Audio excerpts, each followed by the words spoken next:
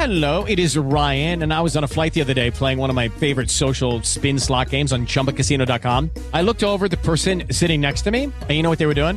They were also playing Chumba Casino. Coincidence? I think not. Everybody's loving having fun with it. Chumba Casino is home to hundreds of casino-style games that you can play for free anytime, anywhere, even at 30,000 feet. So sign up now at ChumbaCasino.com to claim your free welcome bonus. That's ChumbaCasino.com and live the Chumba life. No purchase necessary. VGW. Void where prohibited by law. See terms and conditions. 18+. How would you like a 15% discount to my daily email, the stack of stuff, the show notes, discounts to the conference, all of that? All you need to do is text the word show to 33777. You'll get the annual subscription with a 15% discount to my daily email. You'll get the stack of stuff, the links to the show notes, discounts to the conference, and so much more. All you have to do is text the word show, SHOW, to 33777. Text show to 33777.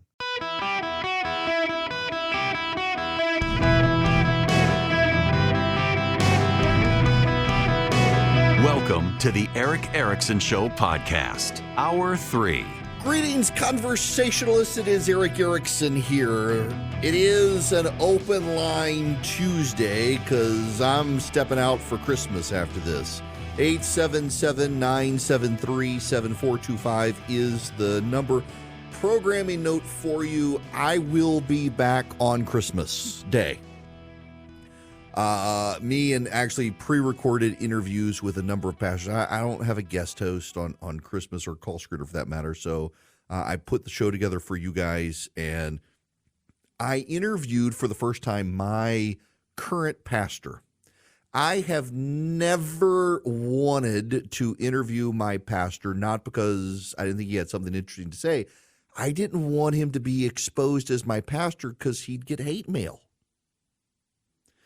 But he gets hate mail because people know I go to his church. So I'm like, cat's out of the bag. Might as well have you on the show. You literally have had people reach out to him to complain about me. I had pastors within our denomination who've disagreed with me on stuff and try to go through him to get me. I feel so bad for people. It's like, Charlie tells people he works for a lawyer, which is technically true, although I'm inactive on the bar list. Philip used to tell people he was in radio, and now he says he just does digital marketing for a company. He doesn't admit it. My wife would deny that I was hers if possible. I just, people who work for me just tell people everybody means well. Everybody means well. But I have discovered it is the weirdest phenomenon. No one who takes issue with me wishes to come talk to me. Instead, they go to the people around me. So people go up to my wife to say, why did he say X, Y, or Z? My wife does not listen to me. The secret of a happy marriage. She does not listen. She doesn't listen to me off the air. Anyway, let's just be honest. I'm the husband, but she doesn't listen to me on the radio. No. My parents do. By the way, Mom, I owe you a phone call. I'll call you when I'm off the air. It's been a little crazy. I'll tell you about it. My parents listen. But Charlie and Philip, no, they have absolute plausible deniability. They absolutely do. I told Philip when he started working for me, it would be easier to tell people he couldn't work because he was on the sex offender registry than to tell people that he worked for me. And he didn't believe me. Well, now, he was telling me the other night he went to a Christmas party in his neighborhood. I'm not even on the local radio station where he lives, and people were coming up to him because they listen on the live stream or the podcast, or they commute to Atlanta and listen to me. All that is to say, I feel bad for my pastor and my seminary, and I haven't even taken classes in a couple of years, and I'm about to start back. But they get hate mail about me too. In fact, the new guy says he's gotten like 10 different letters or emails complaining about me from people who he doesn't even know them, but they went to him and want to know why I was a student. And unfortunately, until next semester, he can say honestly, well, he hasn't taken classes here in a few years. Oh my gosh. And it just keeps, as the show grows, it gets worse. I got recognized. I was in Las Vegas. I was in Las Vegas, and where was I? I was about to go shoot machine guns, and I'm standing outside of a casino, And a guy came up and couldn't believe it was me in Las Vegas, but it was me, and just said he liked the show. And a craps dealer too. Luckily I was of good sobriety and sound mind at the craps table, and he said he was about to get off work and go listen to me on the radio. It was kind of funny. It's kind of weird too. It is very, very weird to be knee deep in the vegetables at the grocery store and have somebody want to come up and talk to you. But nonetheless, I'm flattered. Thank you. All that is to say, the Christmas show is done, and if you want to get it, we'll push it out on podcasts and all that. You got to text the word Eric, E-R-I-C-K, to 33777. You will hear my voice on Christmas Day. Yeah, it's the one day I do deep theology, so just be prepared for it. But I got some great interviews. My buddy Eric Reed is a pastor in Nashville, and his son died December 4th several years ago. And so we are going to have a conversation about those of you who are grieving someone's loss in the holiday season. He lived it, still lives it. And how do you navigate that? Just good conversation. I even interviewed Charlie's pastor. Now, I'm going to go down a rabbit hole. I'm going to apologize for going down the rabbit hole. Before I go down the rabbit hole, I want you to know I apologize. This is off the beaten path. This is not political. I don't just do politics here. There's life and culture. There's family. There's kids. There's people who reply all on emails who should know better. And then there's the paper boy who disappeared 41 years ago. Y'all may remember this. He's one of the kids made famous on the back of a milk carton. So kids, milk used to come in cardboard containers. It was lined so it didn't leak. And they would stamp on the back of the milk carton the faces of missing kids with their details. And this kid was one of the first. It became famous. His name was John David Ghosh. He went missing on September 5th, 1982 from West Des Moines, Iowa. Born November 12th, 1969, he went missing. He was 140 pounds, 5'7", brown hair, blue eyes. Never seen again.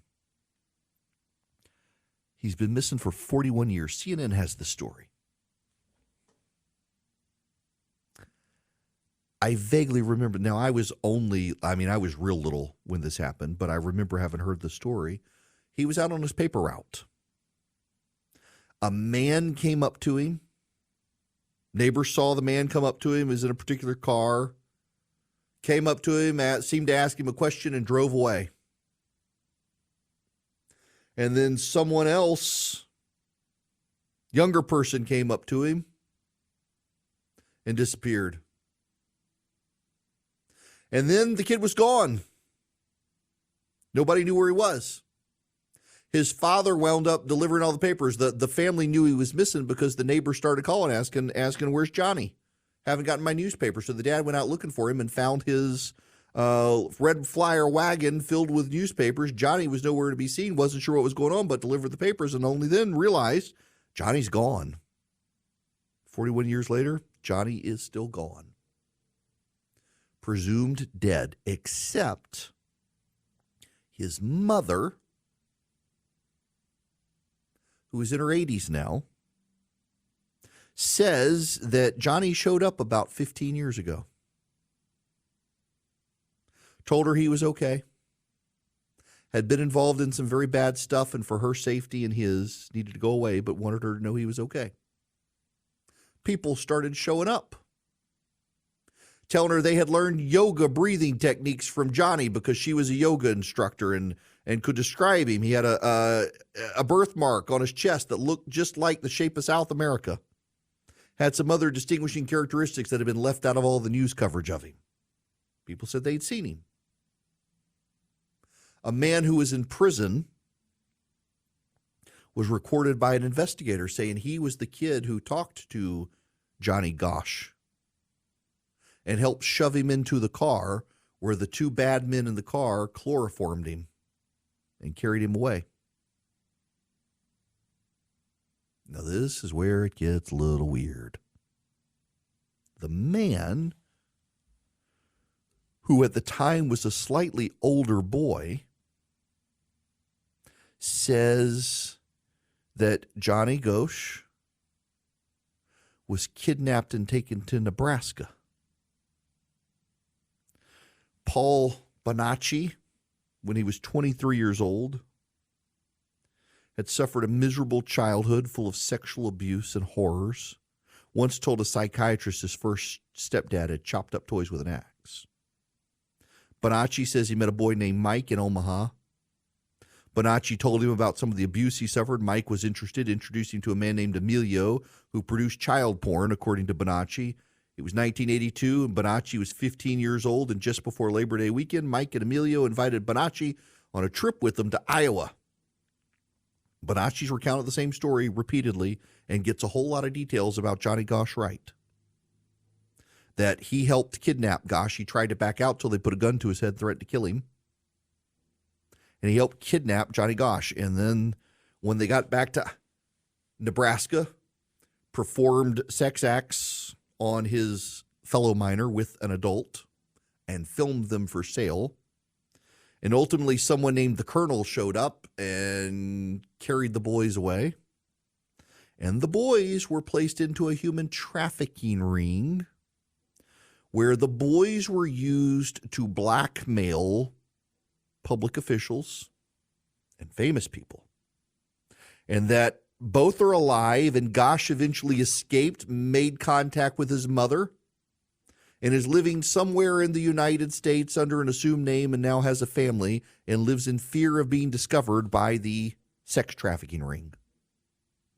What's so interesting is that the police never did a detailed investigation. In fact, it's tied now to another scandal involving this Bonacci kid who made claims in Nebraska about a sex trafficking ring of bankers and lawyers and officials in Nebraska.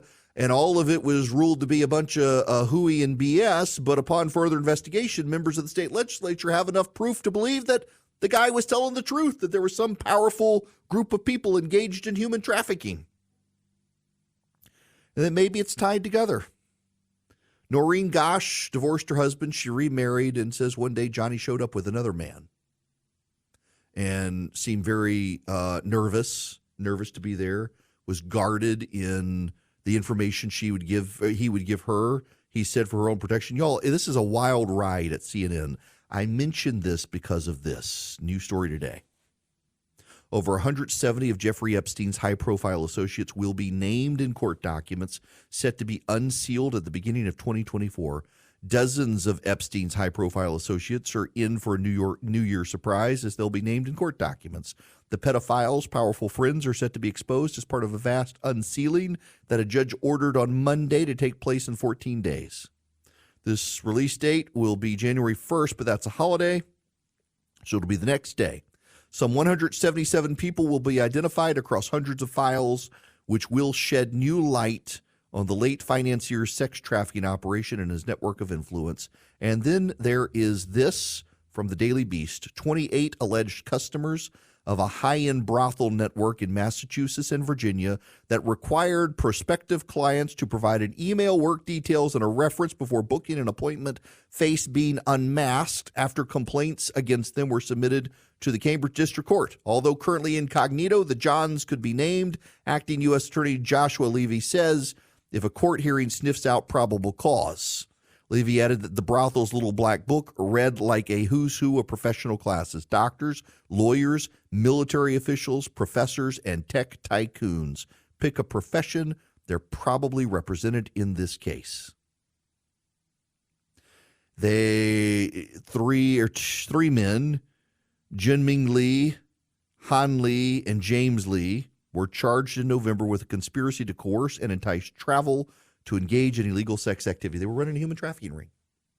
You got Epstein, you got this, and now you've got this crazy report from CNN that in the 80s, this boy was kidnapped and placed into a human trafficking ring where powerful people who wanted to engage in deviant acts with children were lured in and filmed to be blackmailed at a later date. and the boy was kidnapped and placed into it. Now, CNN runs through this whole story. They're like, look, there are a lot of people who think he's dead, but there was a corrupt police chief who refused to investigate. There are other corrupt people along the way. And now you've got this guy who gives very detailed specifics, who wouldn't know those details unless he was involved, swears by the story, claims the guy's alive. The mom, who was convinced he was dead, claims that her son paid a visit to her about 15 years ago and is still very much alive, and that he's on the run and hiding from a detailed human trafficking ring that used him to lure in powerful politicians, among others. I'm sorry. As much as you go down this rabbit hole and it sounds crazy, there's just too much there to not realize. I mean, look at the Hunter Biden situation. Powerful people with a lot of money want deviant things, and there are people there to provide it for them and blackmail them.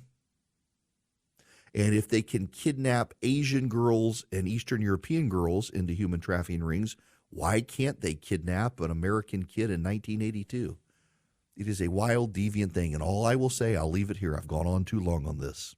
Your sins will find you out, and you will face justice. If not this life, certainly the next. Step into the world of power, loyalty, and luck. I'm going to make him an offer he can't refuse. With family, cannolis, and spins mean everything. Now, you want to get mixed up in the family business. Introducing The Godfather at ChumbaCasino.com. Test your luck in the shadowy world of The Godfather slot. Someday, I will call upon you to do a service for me. Play The Godfather, now at ChumbaCasino.com. Welcome to the family. No purchase necessary. VGW Group. Void where prohibited by law. 18+. Terms and conditions apply. Oh, I got to. Ted, I got to take your phone call here because Charlie has no idea who you're talking about, and I know precisely who you're talking about. Welcome. Yes, sir. If you know the name Papa Joe. I sure do. Fantastic. Papa Joe is my daddy's first cousin. Really? And the reason I bring that up to you is because, first of all, I appreciate so much that you mentioned Mercer the way that you do, and the fact that you bring your faith into the show. And the reason I'm calling on the Open Mic Fridays, because if you knew Papa Joe, did you happen to go to his memorial service? No, I couldn't. I was actually traveling. I wanted to go. Well, if it's any indication, he passed away in November, and they had to wait until February the following year because of the number of people who wanted to speak. Mm-hmm. We sat there in the service, and again, knowing Papa Joe our entire life, Dad's first cousin, knew him, and my dad looks exactly like him, by the way. But in sitting there, what was revealed when he basically integrated Mercer University all on his own, and the steps that he took to do it. If you know his background, please share that story one day, similar to the story you just shared about the missing boy from years ago. People don't understand that there were a lot of quiet warrior heroes like Papa Joe who in the background made things happen and let God have the glory and no one else. You know, that guy, I remember, so some of you will, if my alma mater is Mercer University, and there was just an iconic professor named Joe Hendricks. They called him Papa Joe. He died at 81 back in 2015 and was just, he really was an icon and pretty much single-handedly forced the integration of Mercer University back in the day. And the guy was just a giant in the civil rights movement. Will get no credit except for those who knew him, but was just a remarkable guy. Ted, listen, I appreciate you calling in and bringing him up. He was also just one of the neatest professors who it didn't matter where you stood on an issue. He treated you with respect. And he pushed you, and this was an old school professor, so it didn't matter if you were progressive, he was going to play devil's advocate with you as a conservative. If you were a conservative, he's going to play devil's advocate with you as a liberal. And he just wanted everyone to succeed. It remarkable, but yeah, pretty much single-handedly integrated. My alma mater pushed the issue on the university, whether they wanted it or not, and just lived just a selfless life. What a good reminder of a great guy. All right, when we come back, I'll take more of your phone calls, 877-973-7425. And the outrage of the day at the New York Times is Bluey, the cartoon. Lucky Land Casino, asking people, what's the weirdest place you've gotten lucky? Lucky? In line at the deli, I guess? Aha, in my dentist's office. More than once, actually. Do I have to say? Yes, you do. In the car before my kids' PTA meeting. Really? Yes. Excuse me, what's the weirdest place you've gotten lucky? I never win and tell. Well, there you have it. You can get lucky anywhere, playing at LuckyLandSlots.com. Play for free right now. Are you feeling lucky? No purchase necessary. Void where prohibited by law. 18 plus. Terms and conditions apply. See website for details. Greetings, conversationalists. It is the last 30 minutes that you got me this week. So if you want to call in, now's the time. 877-973-7425. I want to go to the phones. And Glenn, you're going to be next on the show. I was actually talking about this on TV this morning. Welcome. Thank you, sir, for taking my call. Yes, sir. I was just wondering if you had seen, and now you tell me you have, about that state of New York wanting to start requiring restaurants to be open 7 days a week, and they say it's really pointed toward Chick-fil-A. So if you'll comment on it, I can hang up and listen from there. Yeah, all right. Thank you very much. Yes, I was actually on News Nation this morning at 8 o'clock talking about this story. New York has given Chick-fil-A license to open in like state tollway islands, So in Florida and other places, New York, they have toll plazas where you can stop and get gas when you're on the toll roads. And because of the nature of the toll roads, you have to stay within the toll roads. And so they have these plazas and they give contracts. And in New York, around the state, they've given contracts to Chick-fil-A. And the problem is that Chick-fil-A is closed on Sunday. Now, almost all of these places have other places to eat, but they have Chick-fil-A's. And the Chick-fil-A's are closed on Sunday. And so a New York legislator thinks that people travel on Sunday, they should be able to eat on Sunday. And so he wants to end the licensing of restaurants that are closed on Sunday from operating in these plazas, in these toll plazas, thinking it's unfair to drivers, people who travel on Sunday, who are hungry, and the Chick-fil-A is closed. Sounds like it plausible, makes sense, although keep in mind there are other food options. They can't get rid of the Chick-fil-A's immediately if this passes, because it can prevent new Chick-fil-A's from taking licenses, but the current Chick-fil-A's are grandfathered in for, the reporter this morning said in some cases 33 years they have a license to operate in existing locations, but it would preclude an expansion of the Chick-fil-A's in these plazas. Now, some of you are listening and you're nodding along and saying, look, I think it's dumb. It's only one day. It's Chick-fil-A. They don't open on Sunday, but they got a plausible interest. Now, let me add to the story. I had to bring this up this morning on TV because it wasn't, the reporter didn't know. You know who's doing it? That's right. It's a gay rights activist who hates Chick-fil-A. It's a gay rights activist in the New York legislature who has blasted Chick-fil-A for essentially being a bigoted chicken sandwich, and the Cathy family for supporting Christian programs and causes, including traditional marriage. Now, the Cathy family hasn't been giving to fund traditional marriage causes in some time, but it doesn't matter. There's no grace in the secular religion. There's no forgiveness. You either have to now write checks to gay rights organizations or else you must be punished. So it puts it at a different angle, doesn't it? They're not actually being punished for being closed on Sundays. By the way, the prior Democratic administrations in New York were totally fine giving Chick-fil-A the business. Do you know why? Because Chick-fil-A on 6 days a week makes more money for the state of New York than the restaurants that were open 7 days a week. Yes, another little detail here. The Chick-fil-A's in these toll plazas generate so much revenue for the state of New York that they outpace the revenue generated by other restaurants in the toll plazas that are open 7 days a week. You get, in other words, more sales in 6 days at Chick-fil-A than 7 days at the competitors. And that money generates not just taxes, but also additional money for the toll plazas. But Chick-fil-A is a private, family-run company that is Christian, explicitly so. And so the gay rights activist, under the plausibility of this is about people who travel on Sunday, Chick-fil-A can abandon their values if they want. Well, there's another value that he would be fine with Chick-fil-A abandoning, and that is it's Christian values. If they want to start funding gay rights causes and progressive causes, he'll back down, I'm sure. But because it's Chick-fil-A and Chick-fil-A is closed on Sunday, that's his angle to get them. By the way, I know several progressives who hate Chick-fil-A. And I'm not making this up. I used to work with a guy who not only refused to eat at Chick-fil-A, but complained about people bringing Chick-fil-A to the office for breakfast.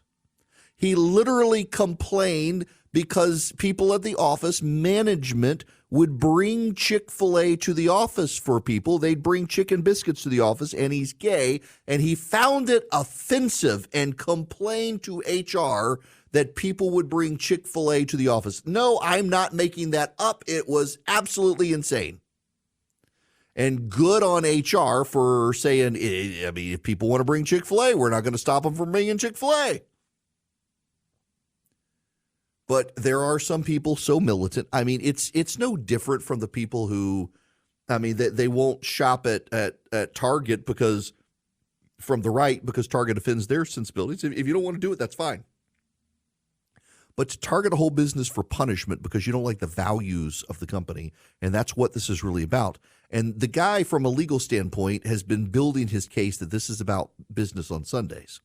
There is two problems, though. His prior statements on Chick-fil-A are flat out hostile to Chick-fil-A because of the faith of its owners. And the other problem is that Chick-fil-A in 6 days generates more revenue for the state of New York than its competitors do in 7 days in the same locations. That's pretty staggering. People love Chick-fil-A. You know, this is kind of the funny thing about the left hating Chick-fil-A. Chick-fil-A does everything that they say a business should do. Chick-fil-A helps its employees go to school. It works around their life schedules. It pays higher wages than the competitors. And it gives every single employee a day off to rest or worship as they see fit without penalizing them in pay. And gives them all sorts of holidays, too. It's kind of a remarkable company. It is the sort of company, the family, Truett Cathy, when he founded it, wanted the company to reflect his values as a Christian. And his values as a Christian meant you give people off 1 day a week to worship the God of their choice or to rest, because God says a day of rest is good. You pay them a fair wage. You are not there to take advantage of them. You pay them more. They're more invested in the company, and they're better employees. And anyone who has ever eaten at a Chick-fil-A compared to your other local fast food restaurant knows it's true. I have only one serious complaint about Chick-fil-A. It is that, I have two complaints about Chick-fil-A. The first complaint is my biggest complaint about Chick-fil-A, and it is that the Chick-fil-A opened across the street from my neighborhood. Now, some of you are thinking, Erickson, why is it bad that the Chick-fil-A opened across the street from your neighborhood? Do you have any idea how much money my children spend on a daily basis at Chick-fil-A? Oh my goodness. I am an elite member of Chick-fil-A after like 1 month every year. My kids eat Chick-fil-A night and day. And if I'm not home, it's what they do. It is their default. Y'all, I thought having a Chick-fil-A open outside my neighborhood would be a great thing. No, it is not. I cannot get ahead in life because my children eat Chick-fil-A. When I'm not there, they're having chicken nuggets for dinner. They'd have chicken nuggets. In fact, my kid has figured out he can get chicken nuggets at Chick-fil-A for breakfast by ordering them because he doesn't actually want the bread. He just wants the chicken. Seriously, it is like a ruination to my bottom line. My second problem with Chick-fil-A is that I have concocted a sandwich that I love, a breakfast sandwich and a lunch sandwich. So I get the grilled chicken club, and I leave off the tomato and lettuce, but I pile on the bacon. It's basically a bacon sandwich with a little chicken. And 9 out of 10 times, they don't add the extra bacon. Every once in a while, there will be one rare shining child who adds the extra bacon, and God bless him. And then there is my breakfast sandwich. I only get it once a month, and when you hear what it is, you'll understand why. I only get it once a month. I get it the first Monday. I've disciplined myself. The first Monday of every month, I get it is the Erickson breakfast sandwich. Now, listen, Kathy family, if you're listening, you don't have to give me credit for this, but I think you should put it on the menu, and you can just call it the you-know-who's breakfast sandwich, and everybody will know it's me. And I swear to you, I have introduced my friends to this sandwich, and it is fantastic. I don't like cheese on my bacon, egg, and cheese biscuit. I don't get cheese on it, but you can get cheese on it. That's fine. But I get the bacon and egg biscuit, and I max out the bacon. It's like the bacon, egg biscuit. And then I also add the sausage patty. So it's the sausage patty, it's the scrambled egg, and it is piled high with bacon. And in fact, if they remember all the extra bacon, and sometimes they don't, they have to put it in the little cardboard container. They can't wrap it up because of its size. And as you all know, those of you from the South who are connoisseurs of biscuits, the only really bad thing about the Chick-fil-A biscuit is when they wrap it up in the foil, it gets gummy. McDonald's and its paper wrappers has managed to keep them crisp. Hardee's, by the way, has the best biscuits in the South. Get a biscuit sandwich from Hardee's in the morning, gold standard, hands down, gold standard. Philip doesn't believe me, but he's never eaten it. Gold standard, Hardee's biscuits in the morning. The Chick-fil-A biscuit gets gummy because of the foil wrappers. But if you pile on the bacon and the sausage, it's too big for the foil wrapper, so they put it in the little cardboard container, and it doesn't steam, so the biscuit stays crisp on the outside, and it's fantastic. It is a bacon, sausage, and egg biscuit from Chick-fil-A with a side of the hash brown tater tots, and it's incredible, and I highly recommend it. You have to use the Chick-fil-A app, though, because you got to pile it all in on the Chick-fil-A app. I have gone on too long about this. I should go to Paul. Paul, welcome to the show. How are you? I'm doing fine, Eric. How are you today? I'm great. Wanting a biscuit now. Man, you're making me want a biscuit talking about, and Hardee's is actually the best biscuit, by the way. Yes. Chick-fil-A is pretty awesome, too, but I'd rather have Hardee's. Yes. But anyway, man, I just wanted to call and wish you and your family Merry Christmas and a Happy New Year, and to say good luck with the Porsche thing, man. Oh, man. She's going to definitely want one. Yeah, she is. She totally is. Listen, thank you very much, and Merry Christmas and Happy New Year to you and yours as well. Thank you very much, sir. It's going to be fun to take her up there tomorrow. The kids and I are going to watch while she races, and I'm fine with that. I don't want to vomit. I don't want to be in the car vomiting. No, I don't blame you for that. Yes, but you guys have a great Christmas as well. Thank you so much for that. All right, Richard, you're going to be the last caller this week. Welcome. Eric, thank you. And let me channel Paul Harvey here for a moment and tell you the rest of the story. And right. This is defined as high irony. Back in the 1930s, there was a German Jewish college student named Kurt Gutmann. And Kurt Gutmann recognized what was going on in Germany in the 30s, and he convinced his parents and their siblings to get the hell out of there.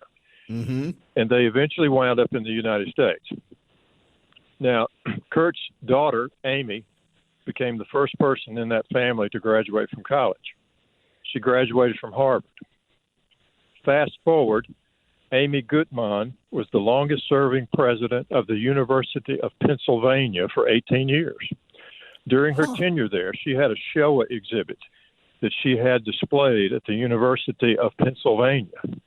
And Amy Gutmann was succeeded by this Elizabeth McGill character, and now you know the rest of the story. Wow. That is wow. That's Isn't something. that a wow? Yeah. Yeah, I got to tell you, the entirety of what these universities have done and their lack of accountability, particularly when you look at, for example, what Harvard has done. By the way, Richard, as you and I are talking, an outside organization has just dropped a 400-page report documenting Claudine Gay's history of plagiarism. And they've sent it to the Harvard board, which, of course, has been dismissive of this. But they've got a lot of substance in this report. Listen, thank you for that. I appreciate it very much. Yeah, I'm looking at this. Actually, I pulled up Amy Gutman's Wikipedia entry. She is currently the ambassador to Germany. She was the 8th president of the University of Pennsylvania from 2004 to 2022. Her father was the youngest of 5 children in an Orthodox Jewish family in Germany. He was living near Nuremberg, Germany, when Adolf Hitler ascended to power. He fled the Nazis in 1934. As a college student, he brought his entire family, including 4 siblings, to join him in Bombay, India, where he founded a metal fabricating factory. Kurt Gutman was still living in India in 1948 when he came to New York City for vacation. While there, he attended a benefit at a Manhattan hotel, the Essex House, where he met Beatrice, Amy's future mother, and the two were married weeks later. Fascinating. And so this woman was the president of Pennsylvania, the University of Pennsylvania, left to be Joe Biden's ambassador to Germany, and was replaced by a woman who cannot say that genocide of the Jews is hate speech. I wonder if Ambassador Gutman has any regrets leaving the post to someone like that. Hello, it is Ryan, and I was on a flight the other day playing one of my favorite social spin slot games on ChumbaCasino.com. I looked over at the person sitting next to me, and you know what they were doing? They were also playing Chumba Casino. Coincidence? I think not. Everybody's loving having fun with it. Chumba Casino is home to hundreds of casino-style games that you can play for free anytime, anywhere, even at 30,000 feet. So sign up now at ChumbaCasino.com to claim your free welcome bonus. That's ChumbaCasino.com and live the Chumba life. No purchase necessary. VGW. Void where prohibited by law. See terms and conditions. 18+. Greetings. I said 400-page report on Claudine Gay. It's I was skimming fast and misread. It's 40 distinct allegations. She even plagiarized the language of her acknowledgement from the acknowledgement of another scholar without citing the source. She couldn't even say thank you without plagiarizing the language. This is from Claudine Gay. I'm so grateful to Gary as a methodologist. He reminded me of the importance of getting the data right and following where they lead without fear or favor. Sandy Jinks showed me the importance of getting the data right and of following where they lead without fear or favor. But that in and of itself, I'm not sure. But then says, forced me to laugh when I'd lost my sense of humor, drove me harder than when I sometimes wanted to be driven. And it also says in this author, drove me much harder than I sometimes want to be driven. This is Jennifer Hushchild's Facing Up to the American Dream, Race, Class, and the Soul of the Nation versus Claudine Gay's Taking Charge, Black Electoral Success. She writes again, Gary reminded me of the importance of getting the data right and following where they lead without fear or favor. And he drove me harder than I sometimes wanted to be driven. Versus Sandy Drink showed me the importance of getting the data right and of following where they lead without fear or favor and drove me harder than I sometimes wanted to be driven. That's kind of wild to have.